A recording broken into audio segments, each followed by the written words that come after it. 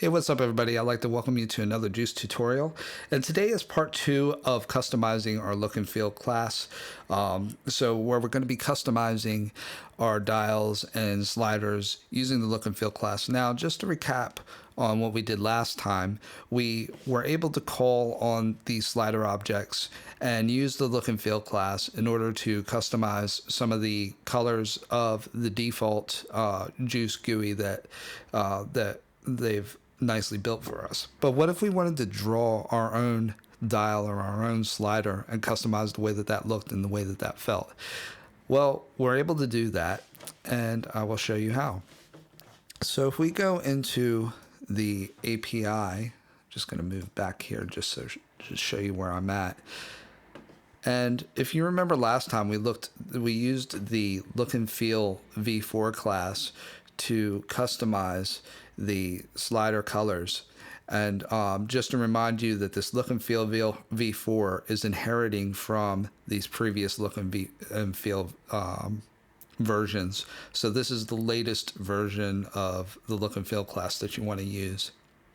So if we click in there, and as I said before, we were able to customize some of the colors of the default GUI for the dials and so on. But what if we wanted to actually redraw our own design? How would we go about doing that? And luckily, there's a way that Juice enables us to do this. So if we scroll down in our public member functions that are available to us, you will see this section that says slider look and feel methods. Okay, and if we click in here, I think you can access this from the default from the API main page as well. And then we're going to draw a rotary. We're going to draw a rotary dial today, and then just redraw that and customize it. And the way we're going to do that is that this look and feel class offers virtual methods that allow us to redraw our own graphic to the screen. Okay, but allow us to, at the same time that it draws, at the same time that we're able to customize how that is actually drawn to the screen, we're able to keep the core functionality of the dial itself. Okay, and that's using this virtual method, draw rotary slider. Okay, so we're just going to go in, start a new project, do the same thing that we did before, just drawing a dial to the screen, and then we're going to go in and we're just going to basically rip it apart and draw a different design. Okay, so as always, we're just going to start a new project, and this is a GUI application. Just going to throw this in the development folder. Okay, and I'll just call you this GUI Custom 2. Create this project. Okay, just open it up in Xcode and get this thing rolling. Here we are. Okay, so I'm going to go a little bit faster through this because I've covered these things before in previous tutorials. Don't want to waste a lot of time. So we're just going to create a slider object. Just call it dial 1. Now we need to add it as a child of our main component. Okay, dial 1. Okay, now we're just going to set the style. Okay, set slider style, slider style,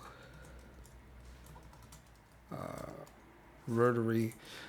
So I've actually experimented with this a little bit. I actually like this rotary horizontal vertical drag. So that allows us to increase or decrease the parameters horizontally or vertically. I quite like that. Okay, and then we'll just we won't worry about the text box for now. Text. So slider. Text box entry position. Can I just access this like this? No text box. Yeah, cool. So I'll just put this false, and the boundaries of that are 0, 0 because there's going to be no text box. Okay, so I'm just going to erase all this for now. And erase all this. Okay, just going to make the whole background white. Oh, I'm in my destructor, my bad. So G, fill all. Okay, just going to make it white.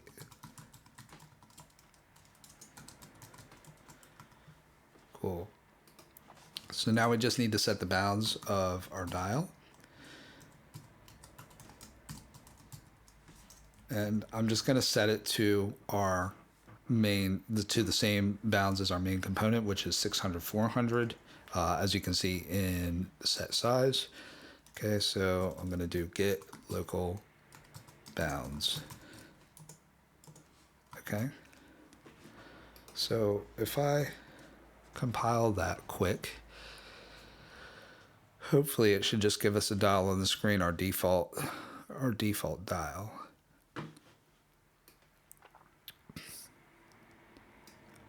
And while we're waiting, one thing I'm going to mention is this is based on part 2 of Juce's tutorial of the look and feel class customization.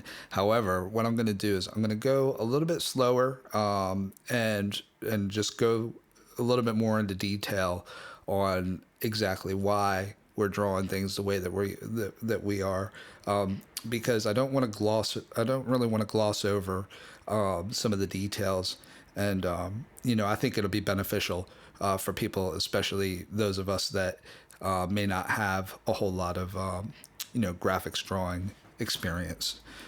So as you can see here, we have our default dial here. It's just in the default color on a white background. Okay, cool. So now what we're going to do is we're going to create a class just like we did last time. Okay. And we're just going to call that other look and feel. Okay. We're going to inherit the functions of our look and feel class. Okay. So we want look and feel v4. Okay. So the reason that we're doing this is just so we can develop a class where we're able to do all of this customization kind of in one place rather than doing it within our main content component, which would look pretty messy. Okay. So as I said before, what I'm going to do is I'm going to take this kind of step by step and try to go as slowly as I can without going too slow. Because what I want to do is I think it would be good for us to really think this through together about the best way to draw this to the screen, and then just go through, see kind of the way that it draws, and then going back, seeing what we need to do, and really getting into, well, why do we need to draw it that way? Why do we need to declare this variable for diameter, for radius, so on and so forth? You'll see what I mean in a second. Okay, so we have an empty class now. I'm just going to give it public access. And now I'm going to, we haven't done anything in there yet, but I'm just going to go ahead and create an object, other look and feel. Just going to call that other look and feel.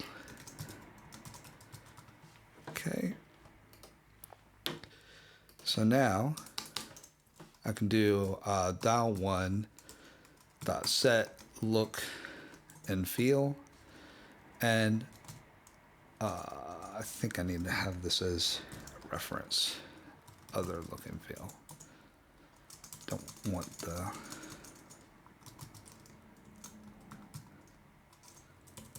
that's what I want. Okay, I'm just going to compile this again, make sure I'm right. Okay, so we haven't actually done anything to it yet. Okay, so just to remind you, this set look and feel is when we want to do custom GUI, when we want to do GUI customization to the dial. Okay, and we're just calling on our other look and feel class. Cool. So now in here, we're going to go ahead and start developing our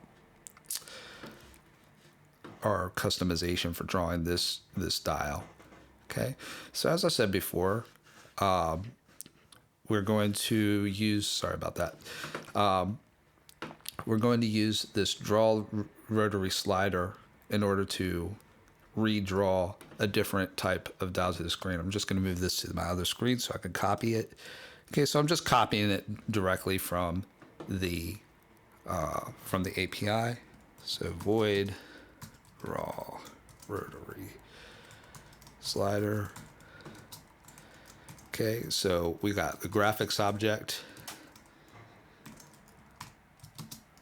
Okay, we got int x, so that's just the position, the x position of the slider. Int y, int width, int height. What else? We got float, slider, pause, float, rotary start angle. And I'll explain these all in a second. Float, rotary, end, angle. Oh, and a slider object so it knows what slider we're talking about. Slider. Okay. So as I said before, this is a virtual method that's that's within the look and feel v4 class, and what this allows us to do is it enables us to pass the parameters that we have from our default slider into this function, and then use those values in order to draw a custom slider. Okay, so let's just go through a few of the specifics of this method, and so I can explain this to you. Okay, like I said, we're going to take this step by step, so if you're feeling kind of lost or overwhelmed, just hang with me, and hopefully I can kind of make this clear to you. Okay, so as I said before, this X and Y position is just the X and Y positions of our slider. Okay, then the width and height of it are just passing in those parameters which would be from our get local bounds that we set for dial 1. Okay, then we have this slider pause. Okay, now this is a number from 0 to 1, so this is just basically where the slider is actually at from 0 to 1. So with the slider all the way off, it'd be 0, all the way on would be 1. Anything in between that would be a floating point number between those 2 points. Now we have rotary start angle and rotary end angle. Now these are in radians, okay, and that's just the actual angle of the actual slider itself. Okay, so if I just compile real quick, you're not actually going to see anything at the moment. Let's see. Let me just comment this out just so I can just kind of explain to you what we're doing. I just want to make it as clear as possible for everyone. Okay, cool. So here's our custom slide. So if we were drawing from the center, the rotary start angle is actually just this angle, the angle that it's actually at in radians, okay? And then we have the rotary end angle, okay? Which would be this angle here, okay? And we can actually console that out so I can show you exactly what numbers they are. Okay. So as you saw when I uncommented this out, and I want to put override here, okay, because we're overriding the method that's actually in the look and feel class here. Okay. So as you saw before, when I compiled that and I had this draw rotary slider active, it draws nothing to the screen now, okay? And the reason it does that is because we're telling it, okay, we want to draw our own custom GUI here, okay? And it's saying, okay, go ahead and draw it, okay? So we're just going to go through this step by step, okay? games programmers are probably like, oh God, this is so slow, but sorry about that, man. I hope you guys, the ones that aren't really that experienced with that, I really want them to be able to kind of follow along. Okay, so first thing that we're going to do is first thing that we want to do is we just want to create a kind of a rough dial that that we're gonna customize. Okay, so I'm gonna create a rectangle object. Okay, and it's just gonna be type int, and I'm just gonna call this dial area. So we're just gonna create a dial area, and I'm just gonna pass in the parameters for that we have for the dial that we had drawn to the screen before. Okay, so I'm just going to say G set color. I'm going to do colors. Just going to make that red. I'm just going to use draw rect to actually just draw this rectangle. Okay. Okay, so if I compile this now,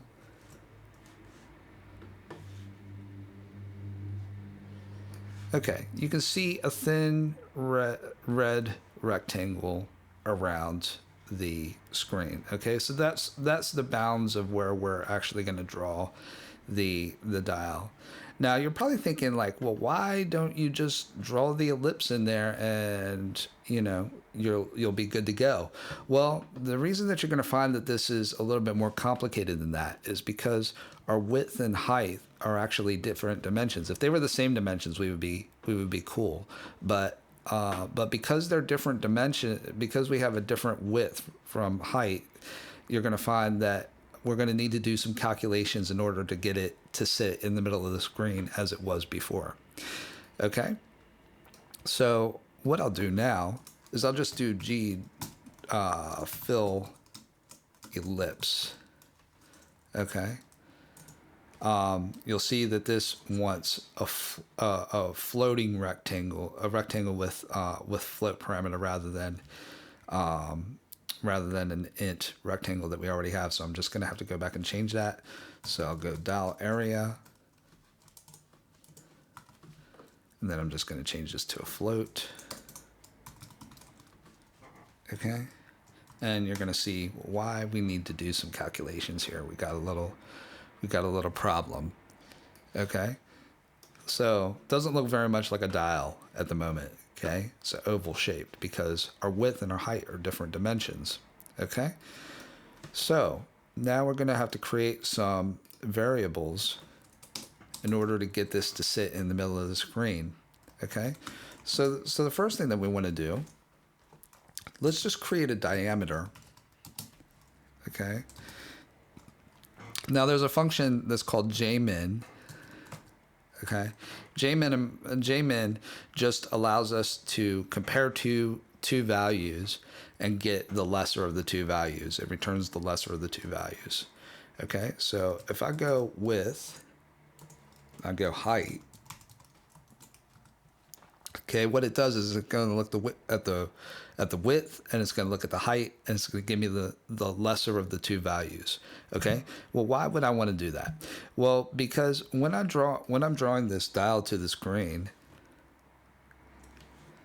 okay, if I get the bigger of the two values of the width or of the height, if I get the width instead of the height, then it's going to draw the whole circle a lot bigger than the screen. Okay, so that's why we need to get the smaller of these two values. Okay, so what we need to do is we need to make a calculation. Okay, so we want to draw from the center of the screen. So we want the dial to be centered in this space here. Okay, so we're going to need to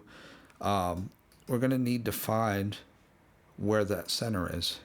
Okay, so let's go float center x equals x plus Let's see, width divided by 2. Okay, then float center y equals y plus height divided by 2. Okay, so what we're doing now is we're getting the actual center position of where of our space. Okay, and I'll show you this right now. Okay, so if I just comment this out,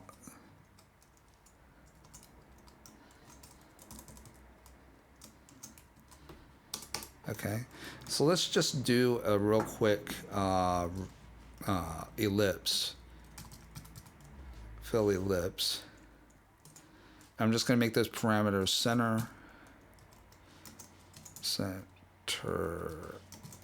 getting used to that British spelling still, center, Y.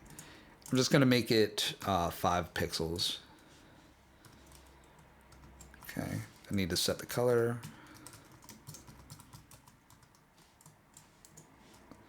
Colors. Okay. And just going to compile. Okay, so you'll see that we have this dot in the center of the screen. Okay, and that's why we needed to create those variables. Okay, just because we need to find that center position, and then what we need to do is we need to subtract from that, and then draw the circle around this center point. Okay.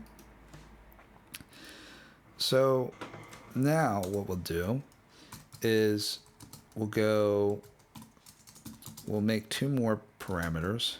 Rx equals center x. So what we need to do is we need to create a radius. Okay, so we have the diameter.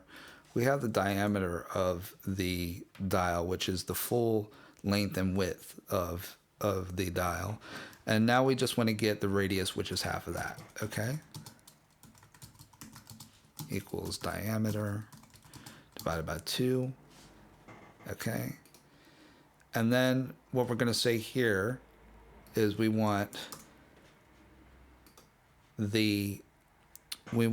to draw our new ellipse from by subtracting from our middle point of our screen. Okay, so if I do center x minus the radius,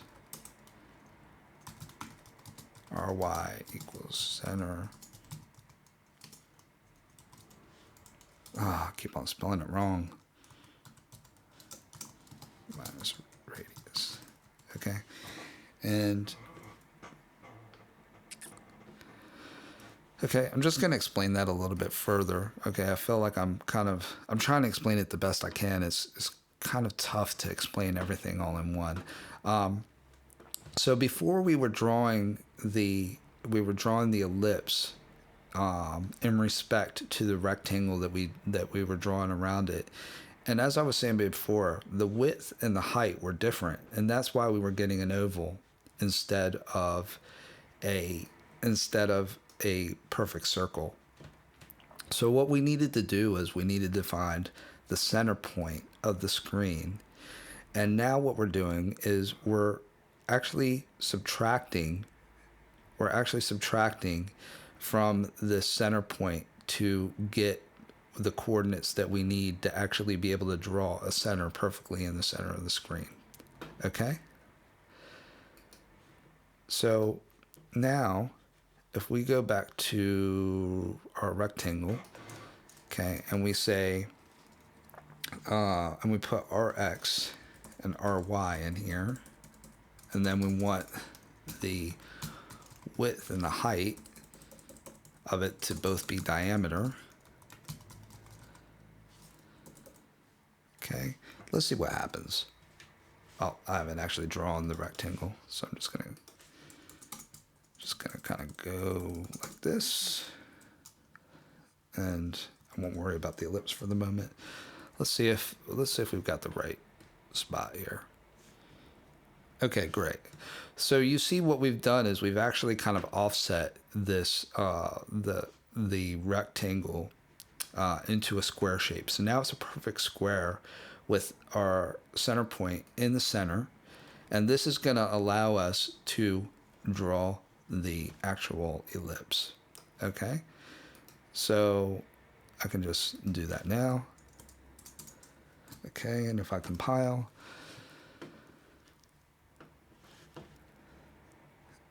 there we go. So now we have a dial that is centered rather than a dial that would be to the left if we just use the X and Y coordinates themselves. Okay, so now we run into the tricky part of actually getting like a little kind of dial tick that we can use to kind of control and see where our parameter is. Okay, so I'm just going to so this is gonna, let's see where to start here. Okay, let's start by just drawing the tick. Okay, so I'm gonna use that using a path. Okay, I'm gonna call that dial tick. Okay, now I hope that you remembered path from our previous tutorials. I'm just going to pull the API over here, show you where I'm getting it from. And where are we? So,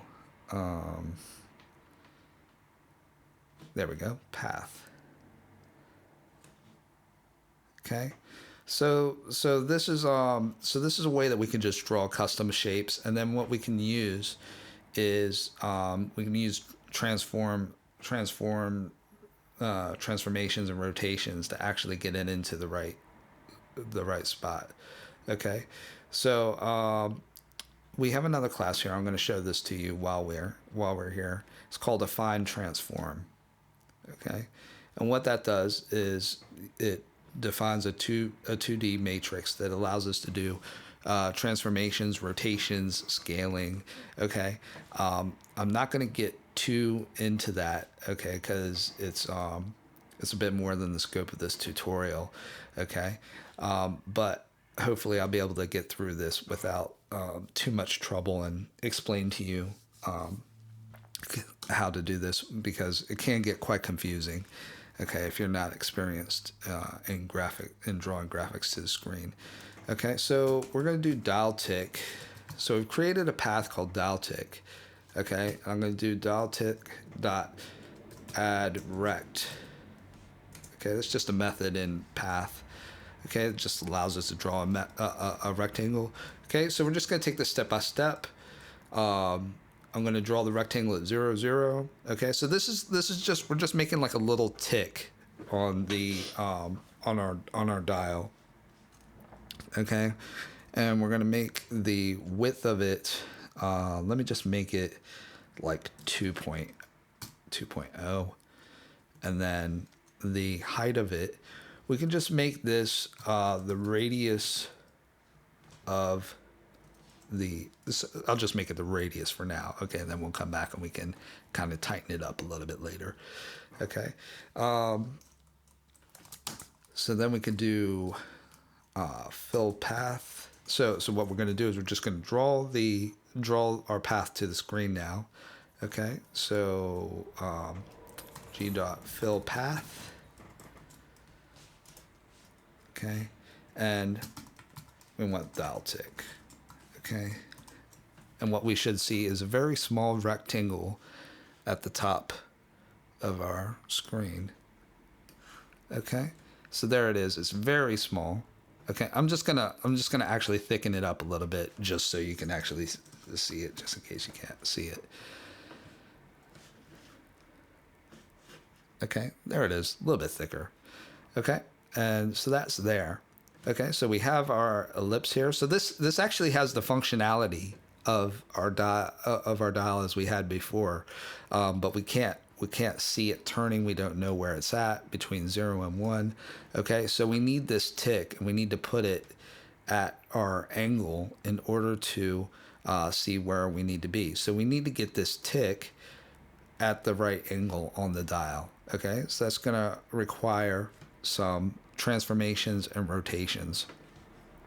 Okay, so now we're going to go into what we're going to do is we're going to create another. Sorry, I lost my keyboard for a second. We're going to create another variable. We're going to call that angle. Okay, so let's just think about this for a second, okay? Because it's a little bit tricky to comment this out. Because it's a little bit tricky to actually think about this, and I'm gonna just go through this process with you, just so we we're all on the same page.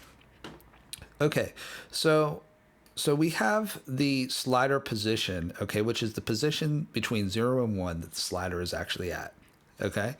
We have the slider start position, which is a number that's in radians, okay? Same thing for our end angle. And what I'll do is I'll just to show you what I mean, I'm just going to console out those just so you can actually see those numbers. Rotary start angle. Just put a space in between.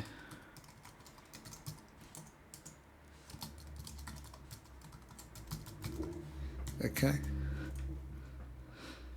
Oh, what did I do? Oh, what did it not like? Oh, forgot to put angle here. So hard live coding, man. I hope you guys are giving me some thumbs up for my live coding skills. Okay, so here we have these weird numbers that are showing our angle in radians for our start and end angles. Okay, so we have to have a look at this and say, okay, cool. Well, how are we going to actually get our dial to actually show the right position? Okay, and we're going to do it using, so we need to think, okay, cool. So we got the rotary start angle, right?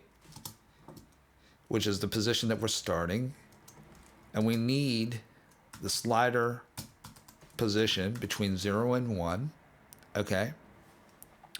But here's the problem, right? So if we have the slider position between 0 and 1, then our angle isn't going our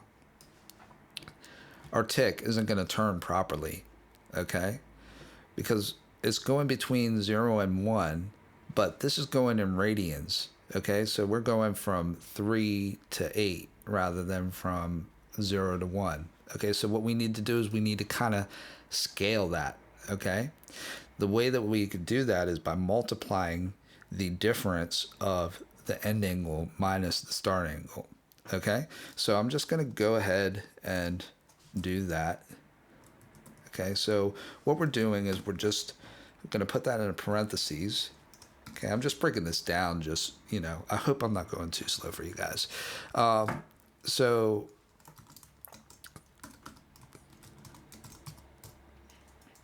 end angle minus rotary. Okay. Now, let's just have a look at what I've done here. Cool. So we got the slider position that's going between 0 and 1. Okay. Now, what we needed to do is we needed to scale. We needed to scale down. Oh, I need to multiply that. My bad. So the rotary end angle minus rotary start angle is going to give us a percentage of, so it's going to properly scale down how much we need this slider to actually go. Rather than going from 0 to 1, it's going from a percentage of that, which is this this equation here, the rotary end angle minus the rotary start angle. Okay, and that will give us the proper angle of our dial. Okay, so now if we go back for a second. So we've got the dial tick. The dial tick is at 0, 0 right now. Okay. Now what we can do is we can do fill path. All right. We can use the Affine Transform that I was telling you about before. Okay, so we need dial tick. We're talking about the dial tick. Okay. So let me just comment this out, compile again, so we know what we need to do. Okay, so the dial tick was drawing there at 0, 0. Okay, so what we need to do is we need to rotate it so that it's at the right angle. Okay, and then we need to translate it to a position that is near our center point. Okay, so let's just try to get it roughly in the right area. Okay, and I'm not like the best with these, but I know enough to kind of get by, and I'll show you my thought process, and hopefully this will help other people as well. Okay, so transform. I'm just going to uncomment this, so hopefully my autocomplete comes back into play. So we got rotation. So we need to go rotation, and we're going to rotate it by the angle that we've created earlier. Okay, and then we're going to translate it. We're going to use translated, and then we're translating that. We'll just start by trying to put it to the center of the screen. Okay, and see what happens. Okay. Oh, I need another parentheses here. Okay, so if we look at what I've just done here, okay, I've rotated it and I've translated it. Okay, I've translated. Now don't be confused here. The translation is actually happening before the rotation. So I'm actually taking that position 0, 0, and I'm translating it to the middle of the screen, and now I'm rotating it by the angle. Okay, and let's see what we come up with. Okay, so now we have this. Okay, now if I move this up, okay, you'll see that, okay, cool. It's kind of drawn roughly to the right point on the screen, except this is at the right angle, but this needs to be flipped around this way. Okay, when I have the volume to the max, or whatever this parameter is, this is at the proper angle, but this needs to be flipped around. Okay, so I've drawn it to the center. So I've drawn it to the center of the screen. Now what I need to do is I need this point to basically be here. Okay, so this point needs to actually be here. The way that I would do that is if I go back to where I originally drew my dial tick from, let's just try radius. Okay, let's see where that gets us. Okay, so now it's drawn here. Okay, these are quite confusing, and sometimes it just takes a bit of experimentation to actually figure out where you need to draw this. Okay, so once again, it's at the right angles, but it's in the wrong part of the screen. Okay, now I've drawn it. I've drawn it like this. Now, what if I try negative radius? Okay. Now we are in the right area. Okay. Now the parameter looks right. Okay. Now what I can do is I can fix this tick, take away the little ellipse that's in the center of the screen. Just comment that out. And we'll take the the tick. Where's our tick? Okay, so we did it by the radius. So if I did that by 0.33, that's what they had in the tutorial.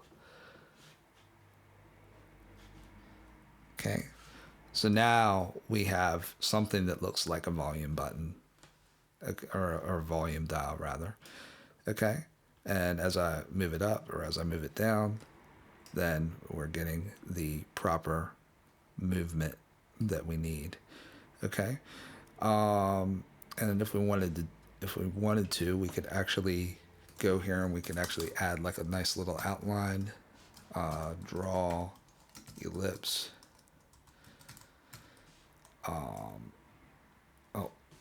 Sorry, draw ellipse, and then we'll put that in the dial area again. So we're just going to draw a little outline. The G set color. No, we can make it colors black. Right. Let's see if this does. Oh, what did I do?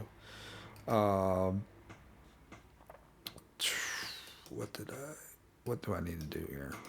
I messed this up. The wrong draw ellipse. Ellipse. We want this one. So we want it at Rx, which is our starting point, that we our variable that we created here, to get our dial into the right position. We've got our Y. We're going diameter again, and then we'll make this, let's just make it 5.0 pixels. Okay, and let's see how that works. Okay, cool. So there it is. Okay, there's our dial customization. We could take away the rectangle as well because we don't need that anymore. It's just kind of for demonstration purposes. Okay, and there's a nice little neat dial. Okay, that offers the same functionality as our default Juice dial, but we've just kind of redrawn it to the screen, made it a little bit nicer. Okay, so that's where I'm going to go ahead and end this for now. Next tutorial, we're going to actually do another part for the look and feel class, and this one's going to be on buttons, how to customize the buttons. So I hope you enjoyed this tutorial. If you have any questions or are confused about anything, just drop me a comment or a message, and I'll do my best to answer them. And I hope this has been helpful for you, and I will see you next time.